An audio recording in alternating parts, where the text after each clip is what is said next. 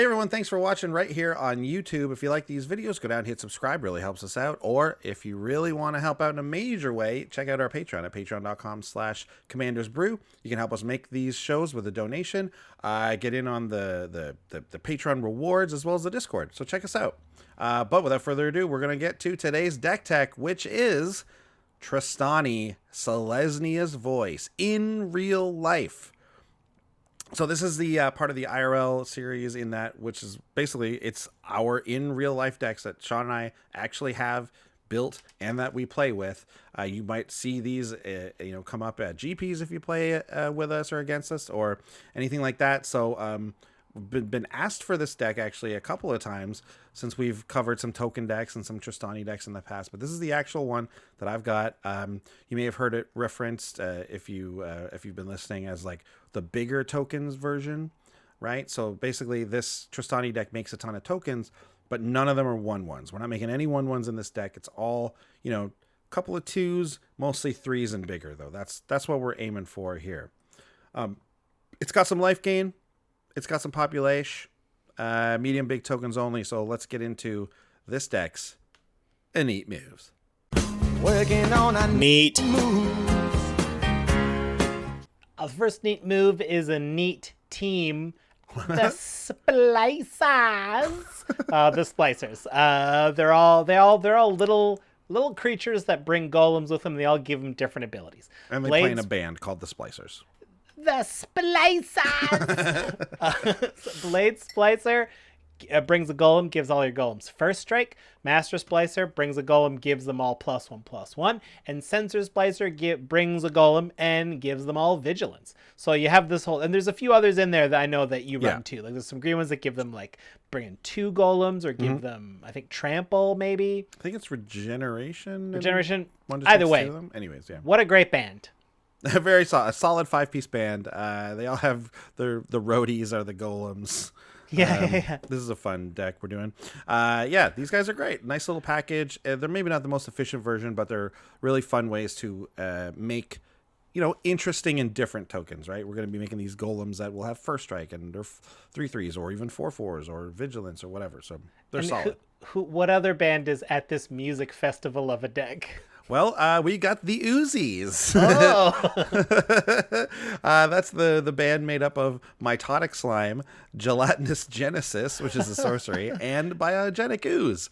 Mitotic slime, kind of the first one that was ever put in this deck. It splits, right? It does the classic video game like split where you kill a slime and then it becomes 2 slimes, and you kill that slime and it becomes 2, and so on. The 2/2 versions of this are a nightmare to get rid of in Commander. These guys. So this guy survives board wipes really well, and then if we're populating those 2/2s, it can get really out of hand. Gelatinous Genesis is great because it's an awesome place to put mana. X = 3 is usually the where you want to live on this one. Any more is obviously great, but 3 is the least you want to cast it for, I've found.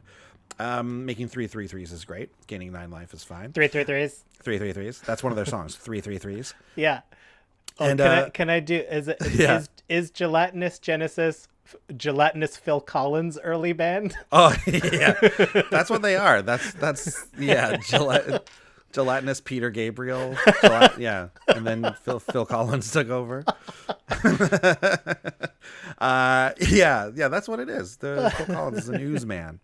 I got a bad case of the Ooze. I'm an ooze man.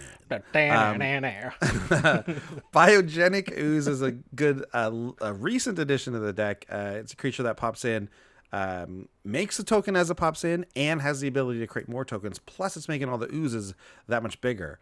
So at the end of turn with the counters and everything. So having an ETB token creator is excellent for the deck, and then having something that an onboard effect that can make even more is also great, right? You're not only relying on the populate necessarily. Sometimes biogenic ooze is a good option as well. So if you don't have the white mana, of course. So really good. Love the Oozes. They're a solid band. They've been around for a long time. There's also a band of angels in this deck. Yes, there are. Yeah. So it's led by the Resplendent Angel. You remember this one from M19. you rarely will have to pump up this creature to get that 5 life in a turn. We're getting that so many different ways. We're just going to crank out angel tokens. Same with Angelic Accord. Gaining 4 life in a turn is a very easy feat for this deck. We're going to get those angel tokens, no problem. And then while we're getting all that life, Well of Lost Dreams. I like to think of Well of Lost Dreams with Trostani as a way of just like all your creatures have like, I guess, kicker of 1 draw a card, basically. Because you cast a or multi-kicker draw. It is a multi-kicker. Because if you bring a 4-power creature, you can multi-kick it 4 times to draw 4 cards, basically. They do say everything is kicker, so. Yeah, that's true. Yeah, and this is definitely one of the best card draw sources in the whole deck. It's great. Oh, it's so good. It's so good. And then just a real big monster of a card that has to do with the life gain is, of course, Serra Avatar, right? This comes in and is the power toughness are equal to your life total. So with Trostani on the battlefield, Serra Avatar doubles your life total and then is that big. So you come in at 40-40, it gains you 40 life and then is an 80-80. Wow. So it's just out of control. Serra Avatar, though, a really good way to end games. If you ever connect with Serra Avatar, you just win. So it's really, really solid in that way. And if there are some ways we might be able to make tokens of it, although not very easily. No, it's hard to keep it out of the graveyard. Yeah. If you want to board wipe, why not do it with 1,000,000 4/4 beasts with Azuri's Predation? I mean, as a board wipe, it's not the best because it won't kill anything bigger than 4/4. So, you're not getting rid of necessarily the worst things. But, I mean, we're probably putting out 12, 2 dozen. If there's another token deck out there who has like 31 ones, then now you've got 34 4s and you've gained 30 times 4 life. Like, that's crazy. 120 life or whatever. This card is wild. And part of the band of the utility token making sources, right? Yeah. Go ahead, yeah. Yeah, Mimic Vat, another one of those too, right? Mimic Vat is one of those unique ways to make token versions of non-token creatures. If they die, we just don't let them go to the graveyard. So now we can populate weird things that we're pulling out of the Mimic Vat, like, I don't know, like a Mole Drifter or something like that. It's interesting. I was just thinking, like, if Serra Avatar dies, you shuffle it in instead. So I don't think you could ever get it with Mimic Vat, but... No, a replacement effect won't ever do the first effect. So yeah, Serra Avatar will not hit the graveyard. Oh no, it doesn't say instead. It just says when it's put into its graveyard from anywhere, shuffle it into its owner's library. So that's a triggered ability, right? But is this the thing where it can find it anywhere? Because like, you know how like if commanders are like exiled, you just sort of think it pulls it back out of the command zone. Would that pull it out of the Mimic Vat? I don't think you can pull it out of exile, which technically it is in if it's under Mimic Vat. But there are enchantments that do that with your commander. Right, but that's the command zone, not exile. It's different. It's different. Yeah. Anyways, at any rate, Mimic Vat's great to keep things out of graveyards and to make like token copies of them, which is really solid with populate, because then they won't have the exile thing. Oh man, what about Rootborn defenses? This is Andy. Like, I remember Andy kind of like, this is an early surprise and discovery for the podcast. You were just like, you were the first one who was like, I'm running this in all my white decks. And we were all like, that's a great idea. Yeah. Because giving your team indestructible at instant speed against a board wipe is fantastic. And this is the only deck that actually wants to populate. Like, we would run these in all the decks with white, even though they had no token creatures in it. Nowadays, we've got a lot of different options for this with like, that have better effects, but in this deck, this is the best one. Yeah, it's great. You can populate like a 5/5 or 4/4 angel, or one of the things you made with Mimic Vat sometimes. Yeah. And everything stays. Yeah, this is how I discovered Rootborn defenses. I made a Return to Ravnica populate deck, and this was in there. And it's still really solid. The next are just two kind of really fun cards that just work so well. The first is Second Harvest. This is an obvious include in a deck like this, just doubling up all your tokens. And the next is Echo Chamber, which is an artifact with a ton of text from Tempest that shortens down to pay 4, tap it, an opponent gets to choose what of their creatures you're going to make a token copy of, and then you exile the token at the end of turn. But again, if you populate, you won't have to exile it. So Echo Chamber will get you the worst creature that your opponents have, or if it's after a board wipe or something, it's the only one they have, or maybe they're just stuck and they only have one. An Echo Chamber, in which case, gets you their best one. Yeah. And then, like, just to power up Trostani even further, we got a suite of artifacts. We're talking Magerite Stone, so we get to untap Trostani to do a second populate.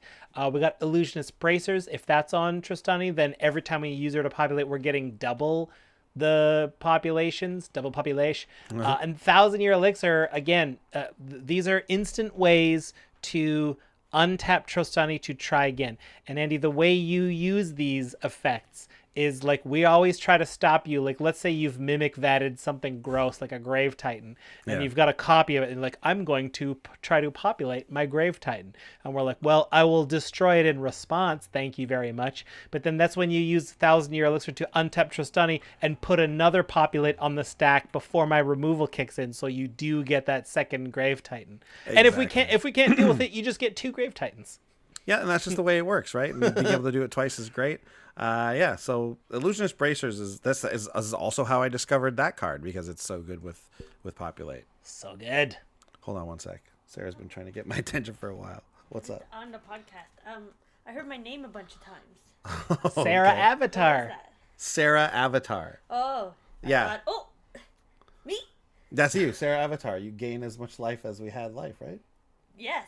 You knew that's what it was. Yeah. Yeah, okay. What happens? What you get shuffled back in, right? You get shuffled back in instead of going to the graveyard. We talked about that a lot. You stay in the game. You don't die. True. Technically, yeah, true. Yeah, I'm always in the game, man. You're always in the deck somewhere. Yeah. Now, you really screwed up the green screen by smashing into it a bunch of times. Thank you very much. No, that's good. Okay, great. So yeah, like as we were saying. Oh no, that's it. That's the end of that. Okay, well, let's talk about any surprises or discoveries. The last time I did a big renovation on this deck, I added a bunch of sort of, I just upgraded it in a big way from when I first built it. And one of those cards that I included was Wolf Caller's Howl. This is a card that gives you wolves at the beginning of your upkeep. It's mostly going to give you 1 or 2, but anything over 1 you're really happy with, and even just the 1 is fine. Because the key in this deck is just to have tokens on the field. If we have tokens, we can populate, and if we can populate, we're looking good. We're happy with anything else that's going on. You gotta have tokens to make tokens. It's absolutely true. That is actually how this deck works. You gotta have tokens to make tokens. So yeah, no, definitely. This is if your opponents can keep your board free of tokens, you're gonna lose. So Wolf Caller's Howl is just a way to, like, we don't have to do anything. It just makes us the tokens. It's great. Oh man, shall we do the budget report? Let's do it. We're populating these beeps to give you double frequency, and all the ones that make it burst your ears. Yeah, there you go. So this one, as far as IRL decks go, it seems to be a pretty cheap one. It's only $144. And the reason why it even seems like, if that seems expensive to you, but like, this deck was built a while ago, like I put this deck together a while ago, and cards have accrued in value since then. And that's what happened to the top 3 here. But the rest of it seemed to have stayed, pretty reasonable. So that's good. But the number 1 most expensive card in the deck is Aura Shards. Obviously it's an EDH staple. It's very good in the deck in that it's, we're always making creatures, so you're always going to have triggers. But I'm not a big fan of Aura Shards. I find it a little too oppressive. So I would look to not. If I was building this now from scratch, I wouldn't include Aura Shards. Next is Parallel Lives, obviously a absolute staple in token decks. At $14 though, if you're looking to shave off a bit of scratch, do so with this card, because it's actually not as good as it looks. It's a little bit win more, and usually win more is fine in Commander, but Magerite Stone, Illusionist Bracers, Thousand Year Elixir, these are similar effects, honestly. Illusionist Bracers is almost exactly the same type of thing, and it's less intimidating to your opponents. And finally, Thousand Year Elixir, as I just mentioned, very solid. Giving Trostani haste is really, really good. Yeah, and this is only expensive because I think Vanifar jacked it up. I feel like that's what happened there. Yeah, I seem to remember this when I added this. This was not an expensive card at all. Yeah. So $144, that's pretty cheap. You cut those, you're down to under 100. That's not bad at all. That's not bad, not at all. Let's talk our favorite cards.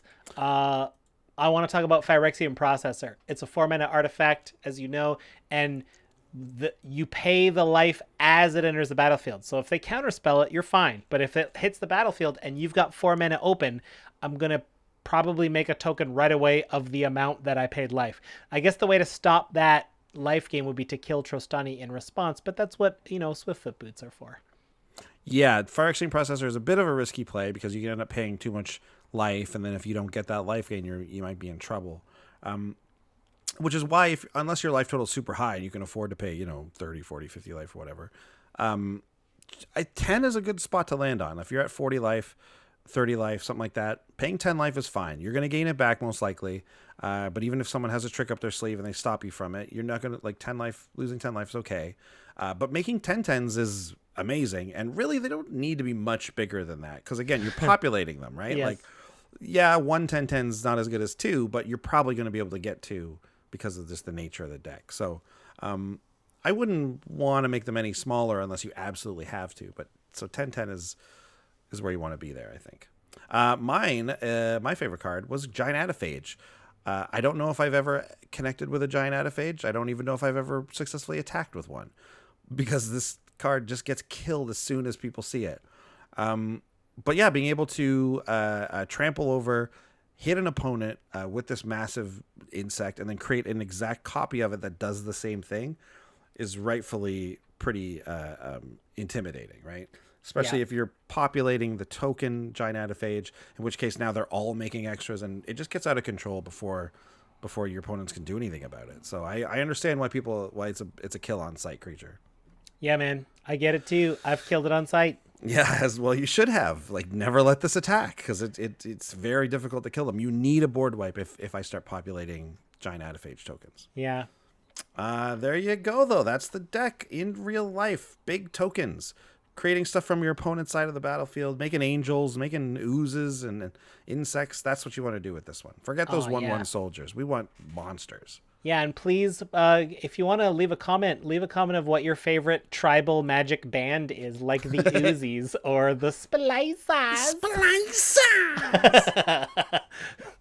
Yeah, do that for sure. And then stay tuned next week. It's our 200th episode of the podcast. So on YouTube, I don't think we have all 200 of them up, but it's going to be a big thing. So keep an eye out for that. Check out Battle of the Brews. Keep coming back. We'll see you guys next week. Bye. Bye. Big thanks to all our patrons who make these episodes possible. Yeah, and if you want to check out more comedy videos, check out our Brews News playlist. Make sure you follow us on Twitch TV to see when we play live. If you want to chat with us, head over to Twitter. We're at Commanders Brew. And please hit subscribe to ding the bell and find out when we got new stuff coming out. See you next time. Bye.